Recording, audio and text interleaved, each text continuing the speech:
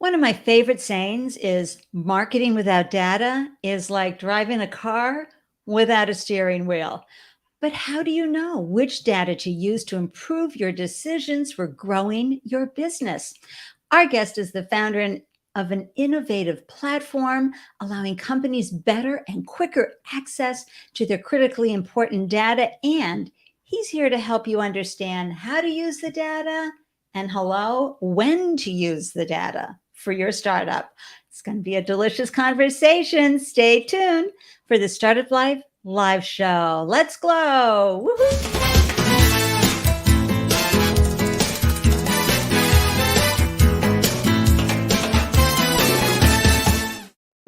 Hello and welcome to the Startup Life live show. I'm your host, Ande, Lyons, 4 times founder and startup champion to founders around the world. And after raising 4 businesses of my own, I have a deep appreciation of what you are crawling through every single day. The joys of, oh my gosh, we nailed it. And the horrors of, oh no, it was a disaster. And, sometimes you're just popping that champagne and celebrating. And like minutes later, you're going to be crying into that same champagne. So I am deeply grateful that you carved out time to tune in and grab some gems from our conversation today to up your founder game, because as you do better, your business will do better, right? So I want to remind all of you who are tuning in from YouTube, if you haven't done so already, be sure to click on that subscribe button and the bell notification, and to receive an alert whenever I post a new show and do a deep dive on the founder or investor that I'm interviewing. Hop on over and join the Startup Life Live meetup group. That way you'll receive all the scoop you need to know to tune in and grab those founder gems. So I have a few Andelicious announcements for you here, okay? As always, I love promoting Arlen's Academy. It's free. Go check it out. She has all these great little courses in there and pieces of information that you can benefit from with your startup journey. And oh boy, valuations and crunching the numbers. Victoria and her team at the Startup Station will help you get funded faster because they help you nail those numbers down. And boy, valuation right now is going to be very tricky. I just want to say a word about that. Because of what's happened in the marketplace, be very careful when you're working with investors, because they're going to want to drive that valuation down. They're going to be pointing to the market, et cetera. You know the value of your business. Work with your advisors on what that should be, and don't get sidetracked by investors. Love you, investors, but I'm here as a startup champion. Okay. There's a great accelerator program for social impact companies coming up. It's 4 months. It's free. And they help you dive deep into community, and they support you, and they help you find funding. So go check out Propeller's accelerator program. You see the link right there. And you know how much I love Scroobius. For those of you who are building pitch decks and getting ready to raise money, or even get into an accelerator program, go check out Scroobius, because they will help you prepare a video pitch. And the beauty of video pitching, folks, is that people get to see you and get your vibe. And nothing is better than when you can get aligned investors on your cap table, right? So being able to bring your essence to the table helps you find aligned investors. Just saying. And then a favorite fund out there called Hustle Fund. They have how to raise a seed round. They're hustlers just like you. They're former founders, so they know how hard your journey is. Elizabeth Yin is the general partner and founding partner of Hustle Fund, and she has an incredible document called How to Raise a Seed Round. And please ping me. I will send you the link. I should have had a bit.ly link up there. Oh, well, I'll have it in the show notes. Phenomenal document there. So I wanted to put that out there. Founder Circle time, everybody. I want to hear what's going on. Who needs a hug? Who has an ask? Maybe there's a connection you're looking for. There's so much that we can help you with here. Remember, this show gets seen by hundreds, sometimes thousands of people, watched and listened to on the podcast as well. So get in here, share your good news, share your asks, share your needs with us. We want to add wind to your sails, okay? and open doors for you. And in that, I want to remind everybody, do not hesitate to amplify your brand. Now, if you're listening to this on the replay or on the podcast, come on over to the live show, because when you put in your business name, your one-liner, your URL, it comes right up on the screen right here. And I read it out loud and celebrate it. The guest and I celebrate you for having the courage to launch a business. And then it's there evergreen. Okay, so don't hesitate to come by, even just to say hi and do that. All right, because we want to celebrate you. And of course, comments are welcome. Questions are welcome during the show. So don't hesitate to do that. Okay.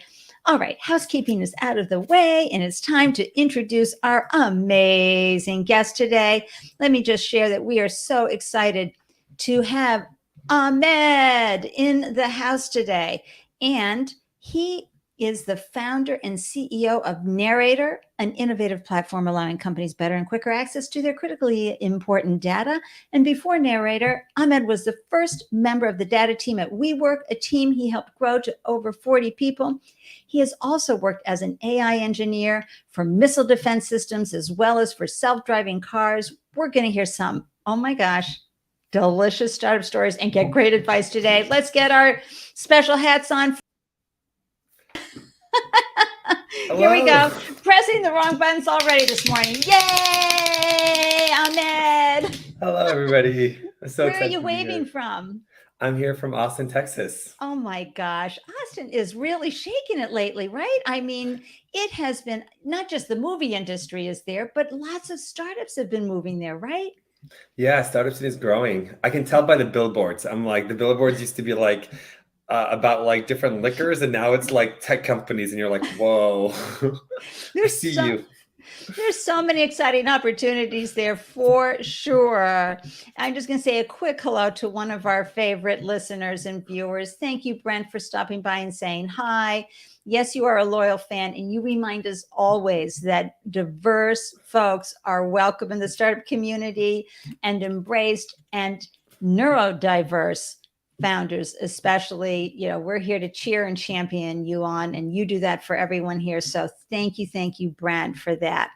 All right, I want to dive into, I just love hearing why anybody would give up a guaranteed paycheck to go launch their own business. All right, so what called you to leave, really good jobs and really good opportunities to grow, to launch your own business? I mean, did you grow up with entrepreneurs? Were you hustling product in, third grade? Why you? It's a really bad answer, but I'll tell you, I didn't want to start a company. So like, I actually didn't plan on starting a company. What happened was I was at WeWork, and there was a problem that was driving me absolutely crazy. And I felt like we were building at a high level. Data works in a very constant way. You take data, you put it in one place, you structure it so you can answer questions, and then you answer questions. And I was following this process, and it was just not working very well. Like, I was growing the team members, people were still behind.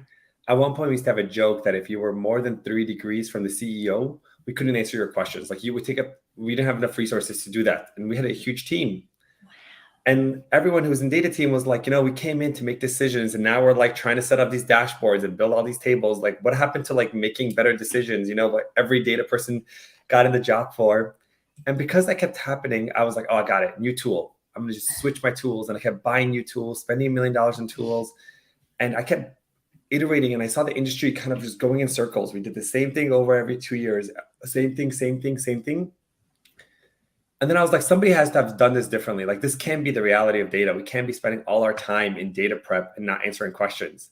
Like, that's what we do today. Like, Right. if you had a pie chart of like where we spend our time, it would be like data preparation, data engineering, data structuring, data analytics engineering, data science. And like there's like a slim sliver of 10% where you're actually making decisions with data. And we're like, what the hell? Like, we want to do more of that. And they're like, well, you need all this. And I was like, do you? So I went on a tour of all big companies and a bunch of things to try to find somebody who was actually like thought that this was not the reality. And like every company would tell you the same thing. They're like, dude, that's your job. Like, that is literally the job. Like, the part you're trying to get rid of is the job. Like, you need to do this. Like, it's the job. It's like you're telling me, like, I'm a teacher, but I don't want to teach. And you're like, no, teaching is the job. Building these tables is the job. And then I just came up with an idea, which I thought would be pretty fucking dope, which would be, what if we had a standard way of structuring all data? What if we had one table that can answer any question you ever ask? And people were like, that would be great. And I'm like, what if that table was the exact same table for every company? Which means that people can share analyses, share algorithms, reuse all their work. Open That would be a source pretty it. dope table. Oh, yeah. And I ended up going and raising money with the idea of that I'm going to build this table. And people were like, what is this table going to be? And I'm like, implementation details. It's going to be one table. It's going to solve all your problems. Just trust me. Don't worry about it. And like 3 years later, like that's what we ended up releasing, is a single table that we now have companies from finance to media to e-commerce to ride sharing, all using a single 11 column table. And 11 columns is like, imagine an Excel sheet with 11 columns. That's really long. And you can answer any question and we can answer it. And we can answer any questions that once we set it up in minutes. Sets up in a week. And then every question you ask and follow up is like 5 to 10 minutes. Okay, so now we see. I have to ask, like, I'm just going to dive right in. What is a typical question that different families, e-commerce, of course, they're trying to dive deep into their what is it? What's the Shopify, not Spotify, Andy, Shopify platform to get their data. As you said, rideshare needs to get their data. What are typical questions that they're asking? Yeah, so I think Shopify and a lot of these tools give you the basic intro to data. They give you like total sales and total returns, and you're like, cool. But those are not the questions that help you understand your customer. You need to understand that behavior. So you're asking like, okay, what email leads to more orders? Like you're trying to ask like, given what's the retention rate of our customers? Like, does a certain item that you purchase first let you to come back and buy again? What's the best item to get you to purchase? If you receive, how many emails should I send you before you become saturated and leave? What's the best marketing to get you to return versus to acquire you? What are other companies? All sorts of questions like that. This is so important because as a founder, but also as a human, that it's the questions we ask in our life and in our work that make everything work. Not just the data, but what are the questions? Oh my gosh. Before I go there, though, I just want to say a quick, Hamaja, why not? If we are confident, believe in what we want to solve, I think we can take that step. Absolutely. I always like to just put it out there, like, what's the matter with you trying to go out and solve that problem and build a business? But I'll be the first to tell everybody who'll listen, and I have a video for that. You always win in entrepreneurship. Always. There's no losing, no matter what happens. You win. You can always start another business, or you can take those skills and transfer them to a gig where you get paid a salary. You always win. But I love that. Thank you for putting that out there. And hello, Goddess Mia. How are you today? So happy to see you.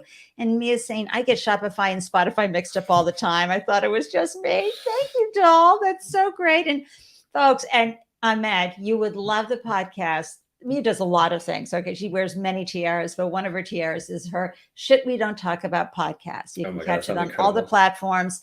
And she really does have the most incredible conversations that I know folks, you would be curious about too, but nobody's talking about them. She goes there. So Mia, thank you for being such a great podcast host and keeping us informed in the world.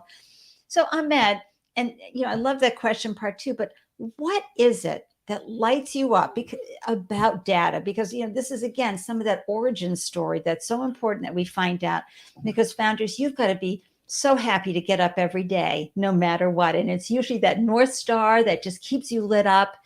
Ahmed, what is that North Star? Like, why is data making you happy, or solving that problem became so important to you that you were willing to leave your job and launch a business and raise money on the idea alone? Yeah, so I actually don't care about data. And I think data is actually this is one of those things where it's just like, doesn't really matter. I care about decisions. So I think if you see my career, like from everything I've done from AI to WeWork, it's all about the decisions. And I think making good decisions is key.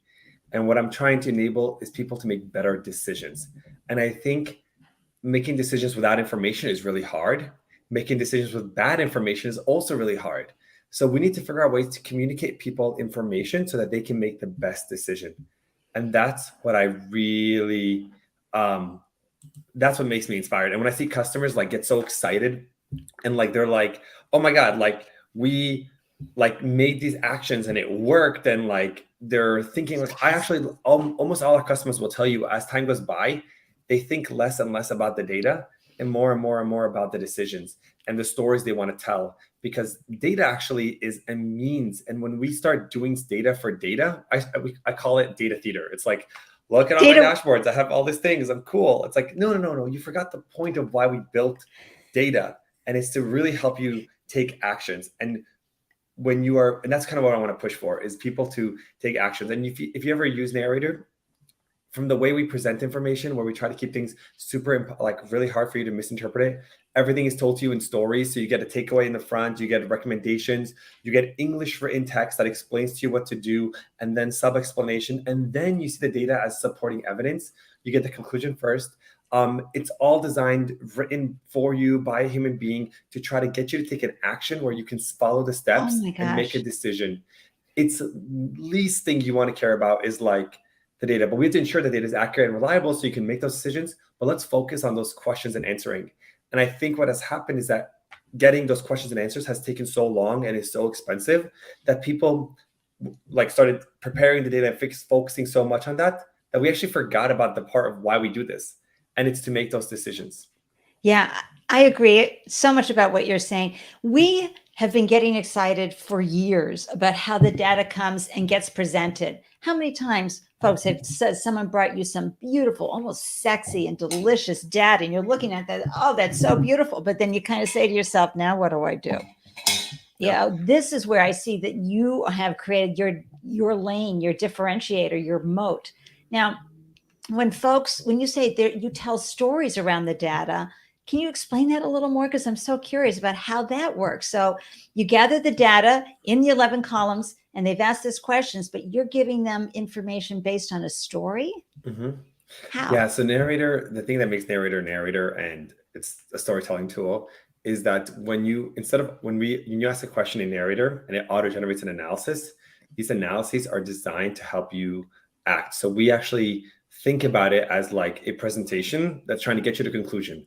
So we spend a lot of time like writing a storyline that you're going to get with your information. So you're going to start with like, let's understand how much data you have. Let's understand how you've been behaving in time. Let's understand that if your behavior changes, that we should focus at a different time.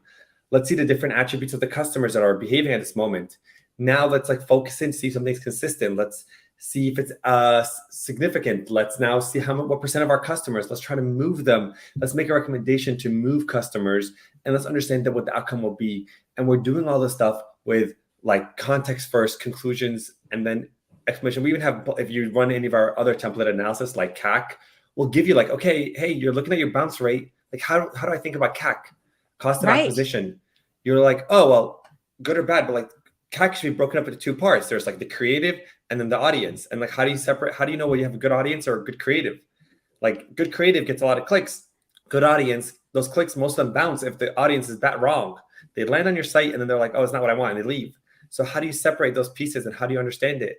When you look at your data and your bounce rate is so high, and we can tell you that, hey, you're using Facebook, like your bounce rate is going to be insanely high in Facebook. And like, it's all that information that you have to get the user to understand and really internalize so that they can actually take decisions and take action. And that's the key point here. So the storytelling aspect, and you read it nicely.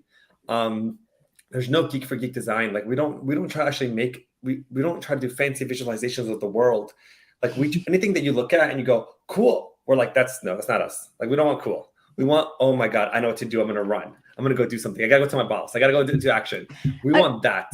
We don't want like shiny. I'm sitting here having like the most incredible.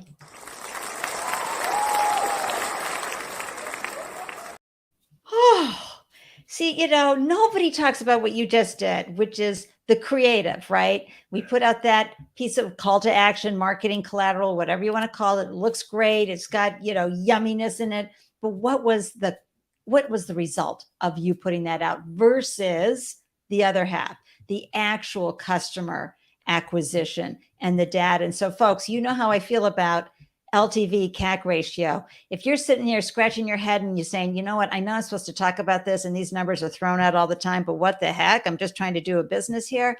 Please go check out my video on my YouTube channel, Andelicious Advice on how to calculate this phenomenal formula. I show you how to calculate the LTV, how to calculate CAC, and then do your whole ratio. And that ratio gives you your marketing dollar, helps you understand your return on your marketing dollar investment. So it is so key, but I also make it really fun. Okay, so don't worry. It's a quick video, but it gives you the deets that you need to get you smart, wicked smart, as we say here in Boston. I've got a question here from Hamaja. Hi, Ahmad. Can you tell us in a real-time example of how Narrator.ai can help organizations take actions and do storytelling? Yeah, so great question. So we have a customer that does like software. They have a software that records videos. Really awesome company called Fathom. And the question they wanted to know was, as people use their tool, at what point do they get hooked? So it's one of those things where people often try to do retention curves, and people come in 6 months, 8 months. Those are not the best way. I think repetitive use is a much better way. So you say, how does they put a narrator? How does the number of usage impact likelihood for you to get hooked? A narrator then tells you an entire story based on like how likely is someone to return in general. How does that change as they use the product more? It figures out the optimal point.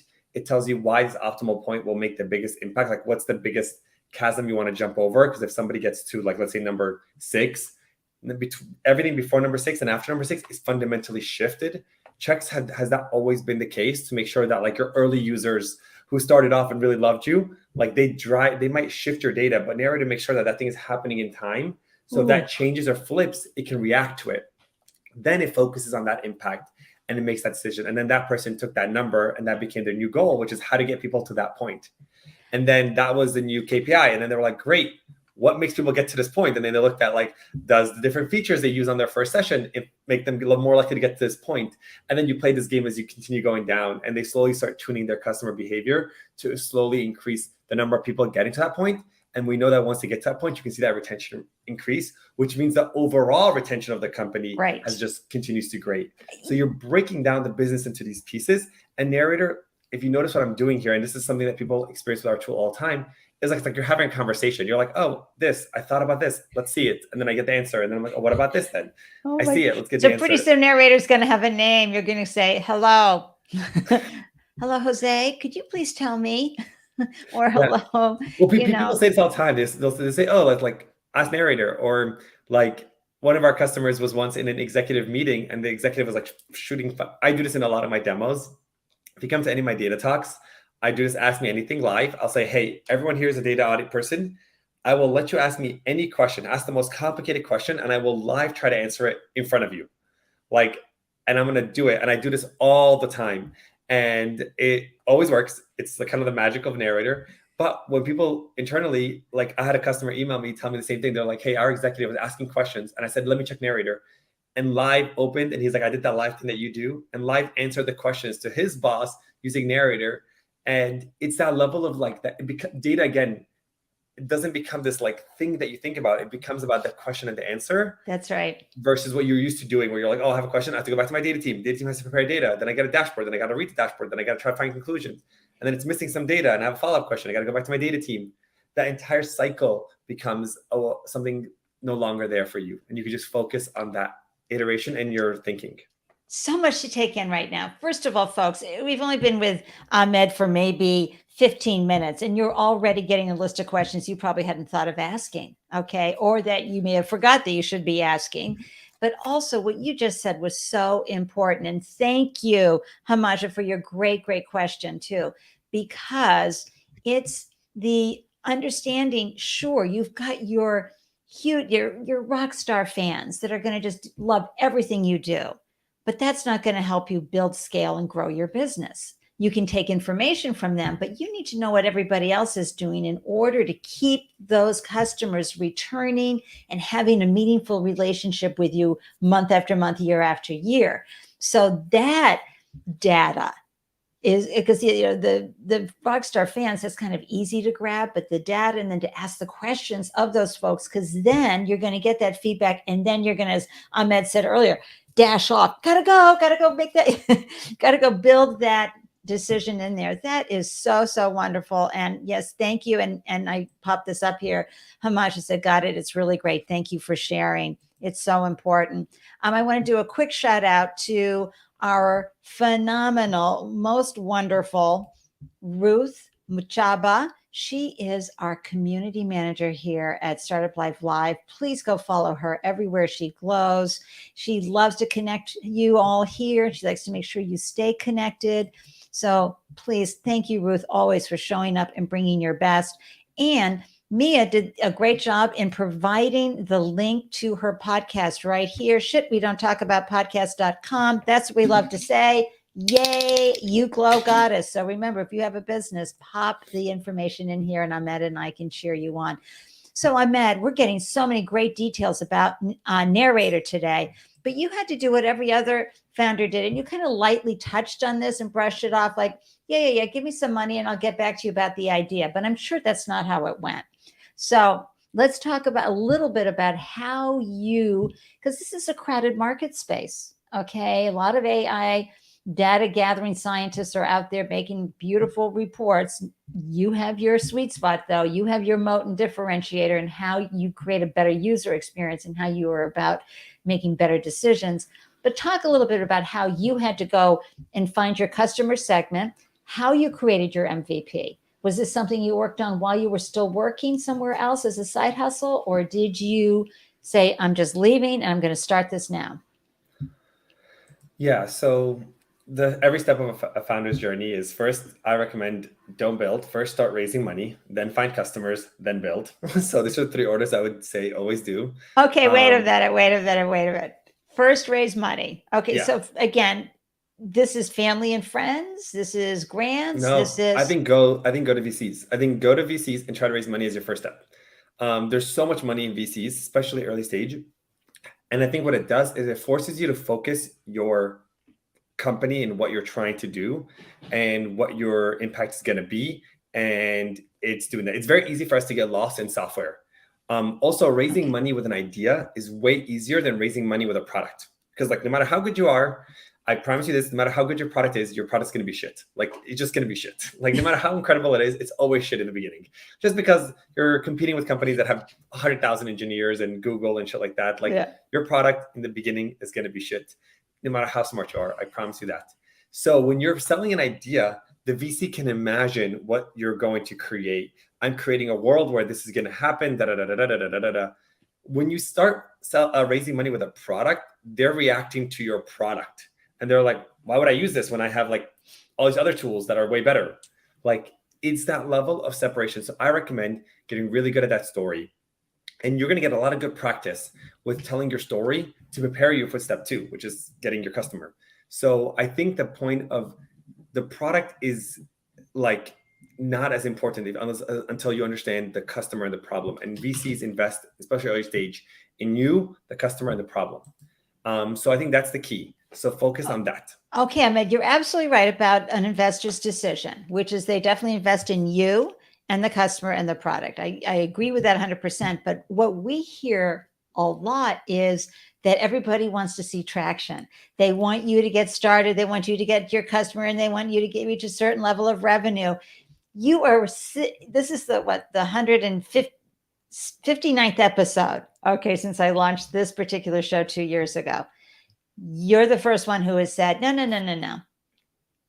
Okay, yeah. The idea, the customer, the product. I need you to talk a little bit more about that, because, and this is the other, hard fact out there, women founders, diverse founders, you're a diverse founder, usually don't have luck in raising on an idea with VCs. I mean, the numbers are there, the data's there. Talk a little bit about that. Yeah, so I think that and this is something that happens all the time, and you'll see this very different with multi-time founders versus single-time founders. And the reason is, and I recommend this exercise for anyone who's trying to raise money, and I volunteer to help you with it. If you call me and I pitch your company back at you versus you pitch it, I would have a much better time raising money.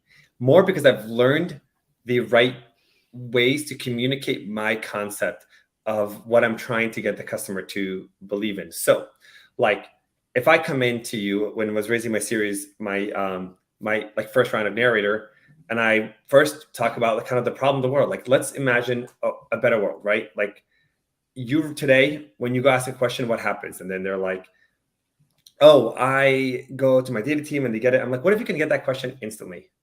Do you think that question has been asked before? Yeah. Why can't you copy and paste the analysis that was done by Google, Amazon, Airbnb, and another 100 companies?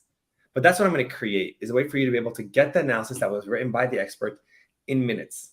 And the thing that makes me different than anyone else is I've seen the problem. I've lived it, I built it, and I'm an expert.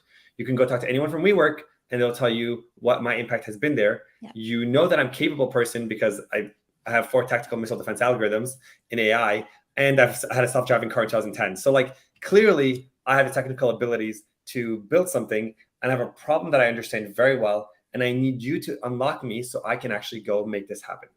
See, Ahmed has the ideal founder market fit. Just saying, folks, that makes people very, very happy. So I love that. I love that story. Go on. Yeah, and I do think that everyone, I think this is the thing that you'll get. Like I'm speaking in a way where it's creating this perfect match for the VC. Yeah. This is the makeup of someone I want. Let's say I didn't have any of these credentials.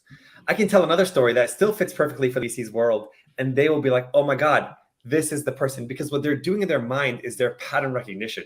And if you understand their pattern, you can making sure that you can communicate in a way that recognizes it incredibly.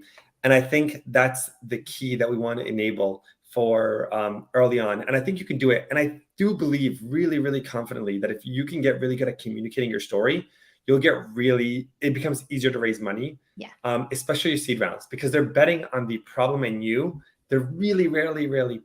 And I think people say stuff like, oh, we want to see traction. Traction, I would say, this is going to sound, okay, hot take. Traction for a VC is a coward's way out. Okay. Yes, of course. I can see that. I can see that as being a good stalling technique. Yeah. If everyone's using your product, then there's a billion VCs who'll want you. Like, no, it's like saying, oh, if you're making $1 trillion, we'll definitely invest in you. It's like, yeah, sure you will. Like, I'm making $1 trillion. It's like traction shows it. I raised my first 3 rounds with no traction. Like when you're doing something different, like we raised, like it was really nearly 0 revenue when we raised our Series A. Like it was like we were really battling, doing something different, but still creating an experience that people want. Now it's different. Now we're about to raise our Series B, and we have a lot more customers, a lot of people who are loyal to us, and it pays off. And people will tell you that Narrator is like literally the most game changing. If you Google my LinkedIn, any of the posts I will follow, people will say it blows their mind every day. But I had to get some people to believe in me. I get to get my team, because you're gonna have to get your team to believe in you. Like they're not gonna believe in you because you build a product. You're trying to get an engineer to join who's from has 20 years of experience and is a genius engineer to join you. You better have that story straight. So I think the VCs are a good way for you to practice telling your story so you can hire the right team and get the right customers, because they're going to come in for that story and what they believe in. And I think that's the art that we often forget. Everyone's like, let's focus on the numbers. Yeah, no. It doesn't really matter. Hire someone. Right? Yeah. Because if you're sitting there and you're an introvert, or words don't flow out of your mouth easily, or telling a story, you're kind of like, get someone who will write the beautiful script for you to embody in your language. And then you are going to practice with that coach. You cannot do this alone, folks. Yeah. Unless you're Ahmed. Did you, I mean, you. No, I was terrible. I was so bad. Like, you have no idea. I can tell you that when we joined YC in 19, the YC partners were like, I pitched them Narrator, and they were like, we have absolutely no idea what you're building. And I was like, well, it's going to be this thing and it's going to be really cool. And then they're like, what the fuck are you building? And I was like, it's going to be great. And then they're like, okay, let's move you to a different group. So I had a second interview with YC, and I was like, this is going to be great. I have 10 minutes to explain Narrator and it's going to be awesome. And then they were like, okay, what the fuck? I don't know how this is ever going to work. Like, you're just saying words that don't make any sense. And then I was like, okay. Then they had a third call with me. They were like, stay. And and then I asked them, they're like, listen, we have no idea what you do. We don't think it's going to work. We don't actually believe in your idea at all. But somehow you've gotten like this incredible team averaging 15 years of experience with like all sorts of experts to join you. So like something must be there that we're not getting. So like, we want you to join us, and we really don't know what you do, but like, it has to be incredible if you've convinced these insane credential people, like your Talented boss's people, boss yeah. at WeWork, like former VP of engineering at WeWork, was my boss's boss, joined me. Like Hey. it's stuff like that. They're like, something must happen that we're not seeing. And I think it's much harder to tell a story in like 5 minutes than to slowly build that relationship and work with someone. But same thing with VCs. You got to get that relationship and work with someone and get them to understand it. Boy, and I think the best way to do it. Oh, go ahead. The best way to do it. Go ahead. Oh, I would say the best way to do it is like similar to what Andy said earlier, is like, you need to be involved with people who've done this before and see how they do it. Like, literally find another founder who's raised multiple rounds and ask them to pitch your company for you. Like, do it game. Like, you pitch their company and see how, and then you'll be like, wow, that sounds weird. Like, it's so much harder to pitch. And then they'll pitch your company, and you'll see that 80% of the things you say, they're going to ignore. Like, right. Because you're selling it from you. And like, and one more thing, and I have a couple of comments on that. I'm mentoring an Italian company, part of an an accelerator for Italian companies who want to expand and grow in the US. And of course, in Italy, they're encouraged to say as many words as possible, right? To raise money. And so here in the US, of course, it's as few words as possible. And that's what can happen. And this is what Ahmed just so brilliantly shared. Two really important points is go pitch. If you can get in the door, get that feedback, because it's free. And you're going to run it into some incredible pieces of knowledge that will be shared with you that you would not have for your business, and you can take it and implement it. But also, too, you have to come down with the simplest way, not only how this product works or this service is going to work, but also be able to articulate how are they going to make their money, right? And so how did you do that with your fundraising? How did you, as you got better at Y Combinator, and the fact they even let you into Y Combinator, Ahmed, says a lot about you and your leadership and your team because of what the feedback you got. But how did you say, okay, here's what we're going to do, my idea, and here's how you're going to make money to the investors? Yeah. So there's a game you play. If you have lots of customers, you tell the story of the customers. If you have a great idea, you tell the story of the idea. If you have an incredible product that's like beautiful, you show the product. If you have this thing, one of the things that Narrator has that we like to really, really depend on is actually two things. One is that we're very, very different. So we actually ask the world, when we tell our story, we get the person to first realize that what we're about to tell them is impossible. We're going to get creative. Like, what would happen if we got rid of all these tools and only had one table? Like, let's get rid of $100 billion worth of tools and have one table. And they're like, okay, well, that'll be great. And I'm like, yeah, nobody can answer any question in 10 minutes with that one table. They're like, okay, like that would be incredible. Like I spend months answering questions. Of course, that would be great. I'm like, better. What if that one table was the same table for every company? And they're like, okay. I'm like, so then you can reuse everyone's analyses and algorithms. And they're like, oh my God, okay, that sounds incredible. What the fuck is this magic table you're talking about?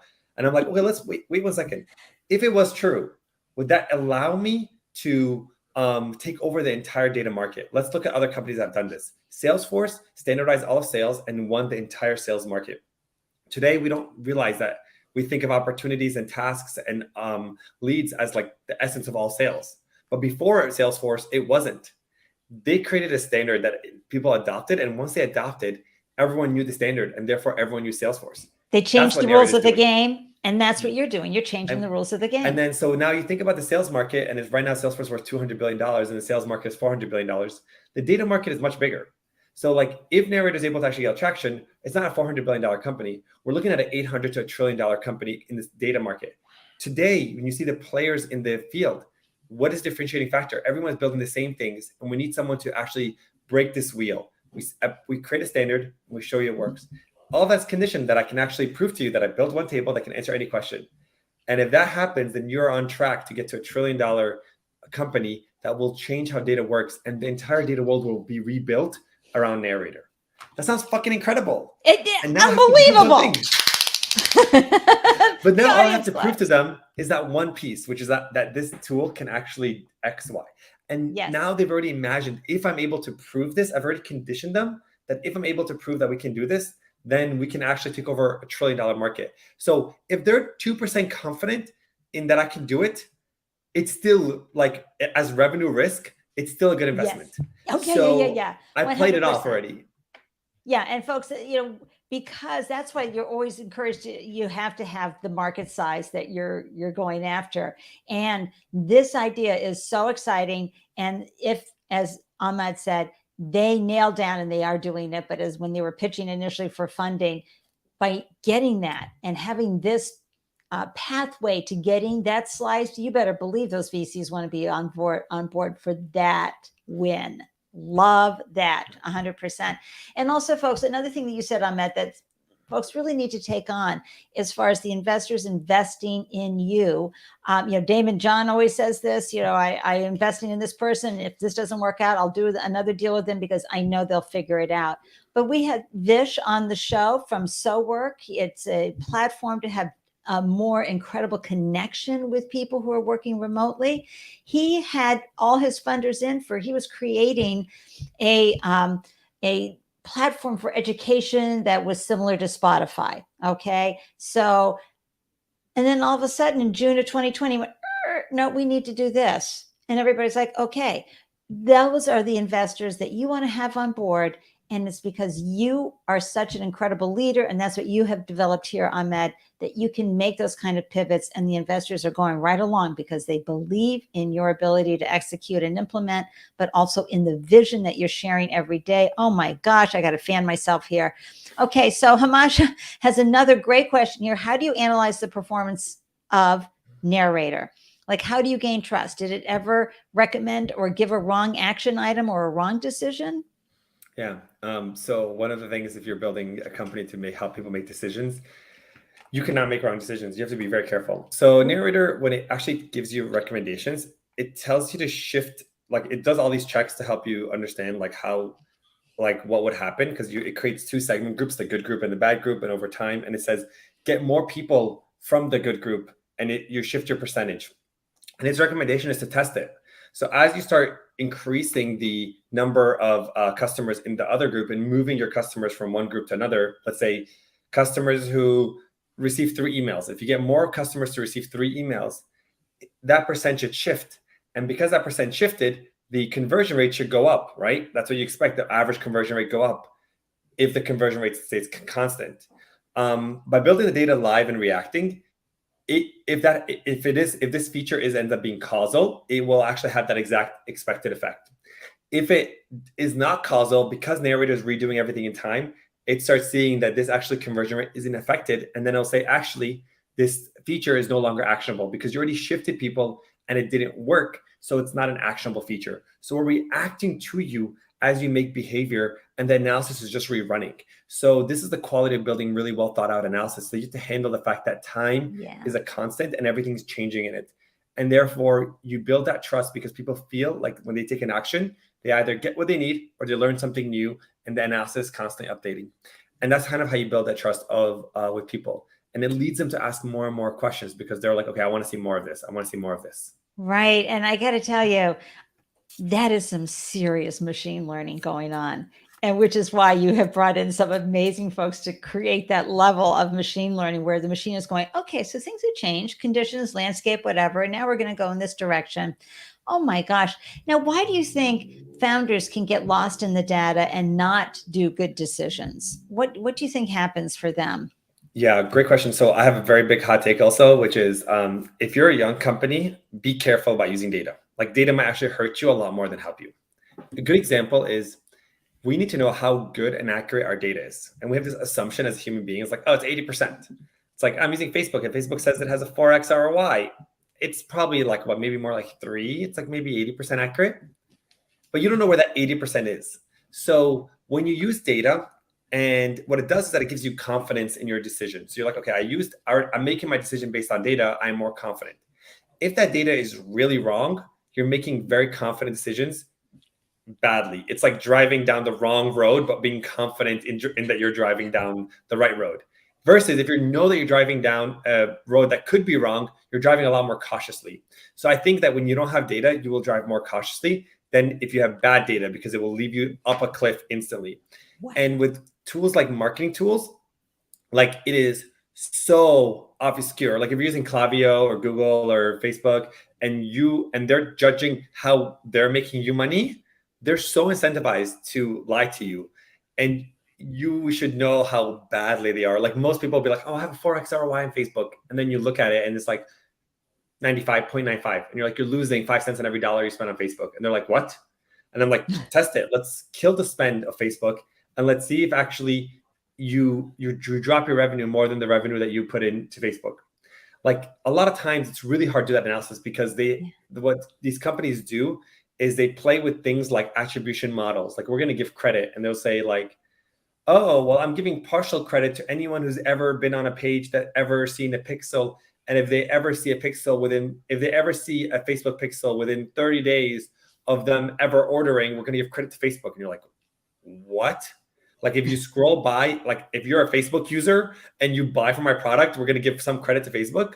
Like that seems unlikely. It seems like a terrible way to attribute. Yeah. But they like manipulate that information. Facebook is notoriously for it. They've been sued every single year for like lying about their numbers and giving you weird false. Yeah. But it happens with like all these other tools.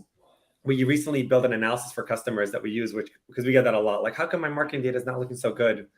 And we have an analysis that we're like, okay, we're going to show you the different attribution models by every single company and tell you how many times an order is double counted for each one of them. We're like, this order right now that you got, actually, Facebook would actually give itself 2 credits for. Google will give itself 3 credits for. And your Klaviyo, your email client will give it 4 credits because the person has opened 4 emails within 5 days of that order. So they're counting that order as 5 wins. This one's counting it as 4. This one's counting it as 3. And this is one order that has now been counted 9 times in your tools, telling you that they helped you get that order.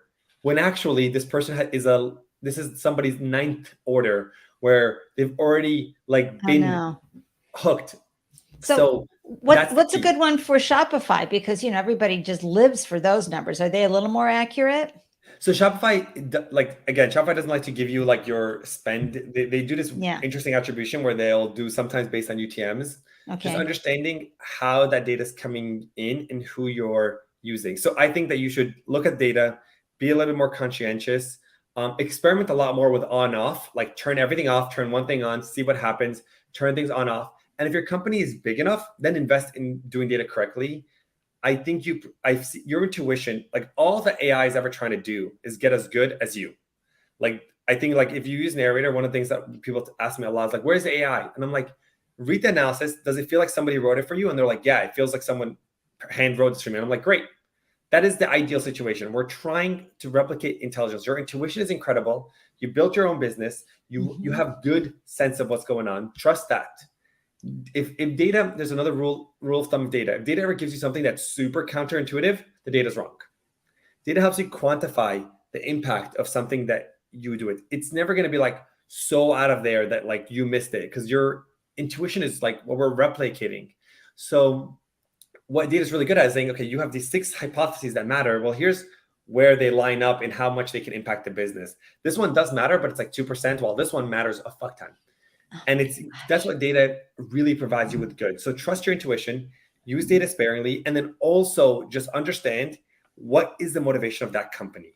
Like if you're using an app platform and they're incentivized to make you give them money, like they're definitely going to make their numbers look a lot better than they should.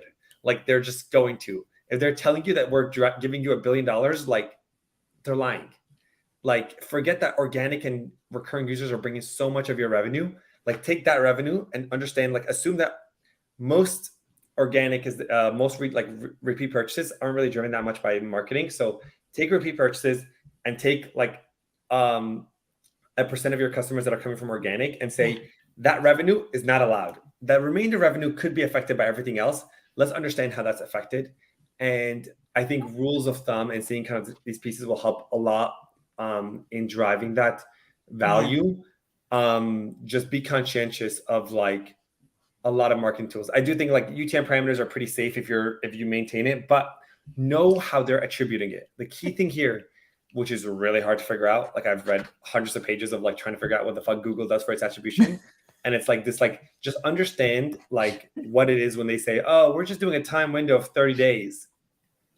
Okay, well, you give me data today. So if somebody clicked on something a week ago, did I see it? And they clicked on it again and again. Does every Oh my single one of these gosh. days I look at the data, does it give credit to? The answer is yes. But like, you need to know that. And you need to know, like, a lot of times they phrase it in ways where you're like, oh, that seems reasonable, until you're like a data person. Then you're like, whoa, this is not reasonable. Hold your horses there.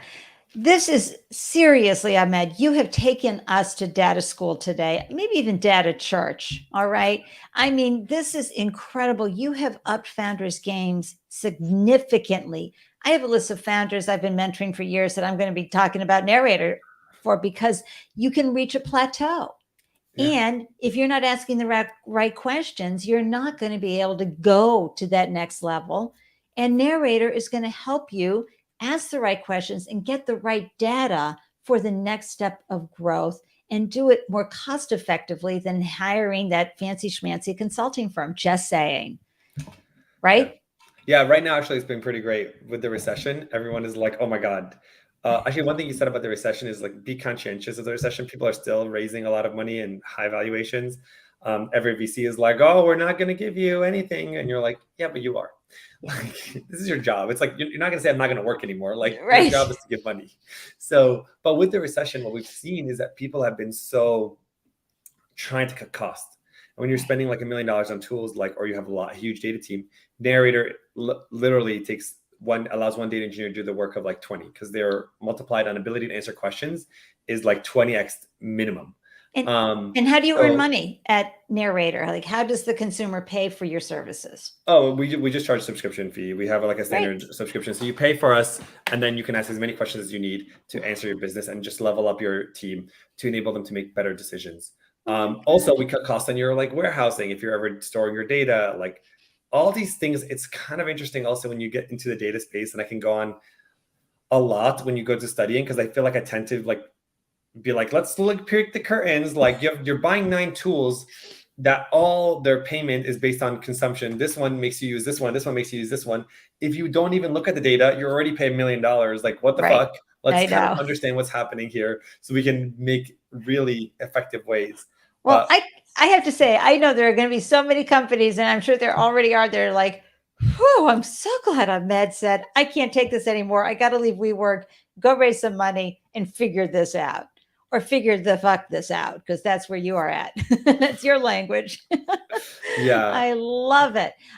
So what does success look like for you? You know, we get hammered a lot by other folks measuring devices, speaking of data, for what success looks like. And founders, if success for you is feeding your family and changing the generational wealth of your family, that's beautiful. If it's the community, the region, that's wonderful. Or if you're like Ahmed and you're looking for world domination, that's great too. But know that about yourself, all right?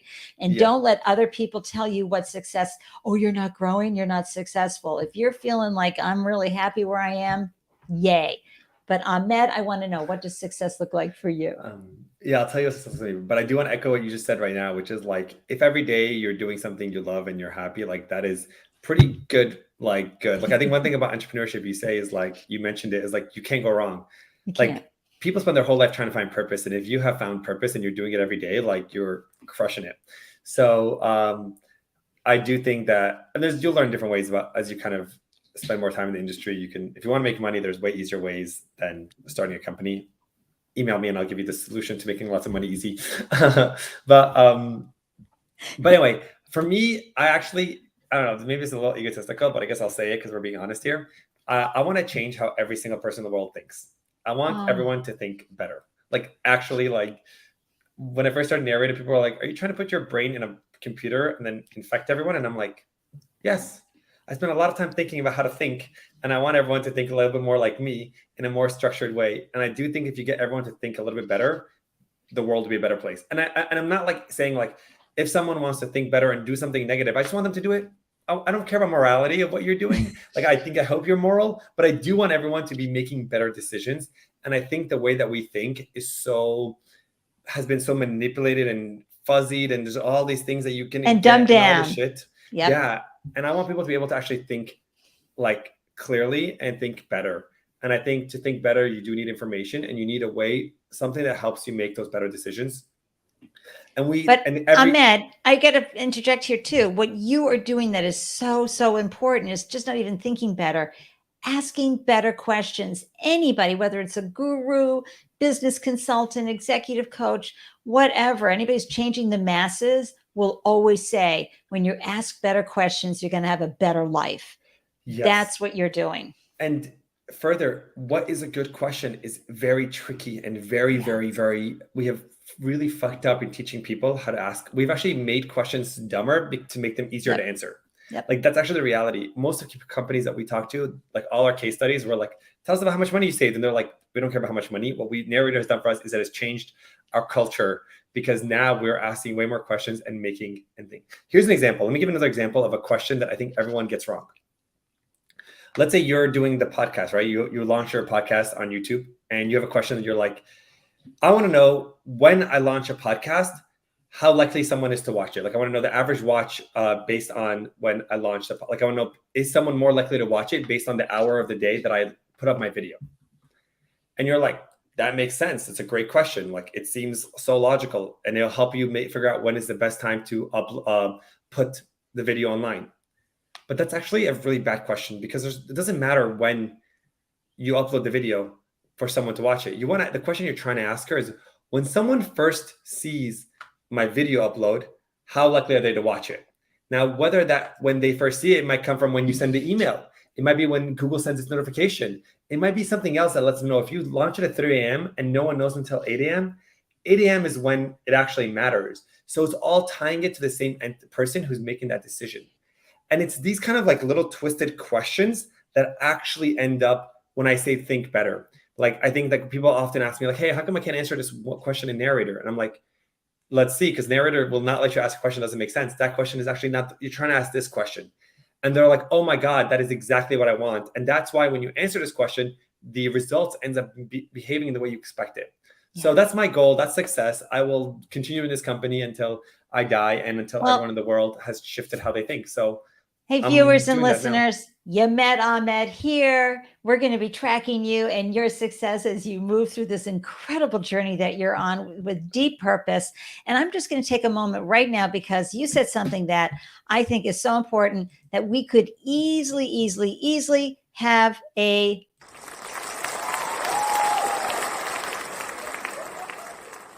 That's right, listeners. I just did stitch that on a pillow. And it's when you are working with purpose every single day, you are crushing it. Okay. So remember that. Don't let others, measure what you're doing. If you're feeling on purpose and just joy-filled purpose, you are crushing it. Thank you for that. Now, I like to ask 2 questions of my founders that I get this wonderful honor to interview each time. One is, when you are feeling inadequate as a founder, not if, when, how do you shift your mindset?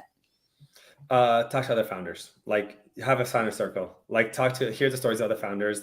Every founder, whether Elon Musk, like crying about Tesla going bankrupt and now is the richest person, like, you watch those stories, talk to your founder friends. My girlfriend is a CEO. I talk to her all the time. We're like, yep, this is the reality. Like, shit sucks sometimes. Like, I think that is the most thing you can ever get. Like, I love that 100%. And then you have been at this game for about 5 years now. Well, how has entrepreneurship, Ahmed, served you both personally and professionally? Yeah, I'm a different person, honestly. Like, the things I think about are different. The things I care about are different. When it is so fulfilling to be doing something you really, really love. I wake up every day feeling like, I'm like, wow, I get to do this. Like, it seems unreal. And I'm like, oh my God, I'm a CEO. Like, I think that feeling never goes away. Like, that there's people who look up to you and wait for your decisions. You're like, oh, I get to change. Like, you get to impact so many people. Like, the other day, one of my team members was stressed out, and I had my assistant like book her a nice massage. And I was like, oh, book this massage for this team member so they can go relax, and tell them to take half the day off and go get a nice massage. And I was like, oh my God, I can do that and change like the happiness of one person in my team, or change the happiness of hundreds of people on my team. It is truly incredible. And I think that level of impact that you get to make on the people around you and on yourself is like, you don't get that unless you're an entrepreneur. Like, there's nowhere else in the world that you get to really make those impacts. That's why you never lose with entrepreneurship. How can the Startup Life live show add wind to your sails and open doors for you and the narrator team? Honestly, I just love telling the stories. I think that if people here are interested in what we do, check it out. Go to our website, book a demo, Ah, experience it. If you are, yeah, just like share the that narrator exists. I think our biggest challenge is getting people in front of people. So share it, okay. And and in the offer show myself notes, too. and in the show notes, everybody will have all the links so that you can do that, because I want to watch some of these and read some of these LinkedIn posts that you're talking about, that your investors are excited. And also, I think we all heard Ahmed offer several times his willingness to help you as a founder. Now, remember, just ask, folks. He put out the offer. I'm excited to see who follows up on that for sure. Ahmed, thank you so much for joining me today. Any last words for folks? No, I'm excited. I hope you Oh, have an incredible future and best of luck in everything you endeavor. oh my gosh, I'm going to be asking better questions for sure. I'm going to pop you in the green room and I'm going to say a quick wrap up to everybody and let everyone know who's coming on next. Thank you so much for joining us today. You were absolute brilliance. And I know you're going to change founders' lives for years to come with our conversation. Oh my gosh. Did you see me, folks? I was on the edge of my seat the entire time because I was just like, and then, So, this is why we have the shows, to bring on founders like Ahmed, that's, turning around the way that we think about things and bringing such beautiful questions to the conversation. So let me share with you who's coming on next on the show. It is on Tuesday, May 31st at a special time, 7 p.m. EST, because Ben Stokes, the founding partner of Chasing Rainbows, is joining us, and he's joining us from Brisbane, Australia. Okay, so that's why it's at a special time. He's a seasoned founder, and he's sharing his best founder journey and investor journey stories, along with his passion for investing in diverse founders, especially those from the often overlooked and ignored LGBTQ community. We're going to pick his brain and have a delicious time. So until then, thank you so much for tuning in. I'm grateful for your time, and I'll see you soon. Mwah. Wishing you a delicious day everywhere you glow. Cheers.